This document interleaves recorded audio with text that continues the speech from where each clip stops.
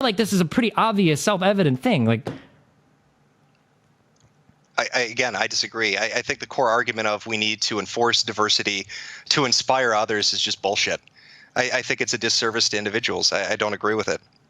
I just don't agree with it. I find it reprehensible, to be honest with you. Do you think that there's just as many middle-class people that end up lower class as there are lower-class people that end up lower class? I'm sorry. Do I think that there are equal amounts between? You have two people. One is born into a 30K a year family. Another is born into a 300K a year family. Do you think the guy born into the 300K a year family has just as much chance of being a broke loser as the guy born into a 30K a year family? If you were to take 1,000 people in each of these situations, do you think that they would come out the 50-50 on both ends? Okay, I see where you're going with that. All right, well, my argument to you would be then, okay, you're talking about financial situations of family. We're talking about socioeconomics, and you're saying that, well, if you're born into middle class, you'll stay middle class. If you're born into low income, you'll stay low income. That you have a higher chance of it. Right. So you want to somehow even the odds and make it so the people in the lower class can come to the middle class. I'm not even.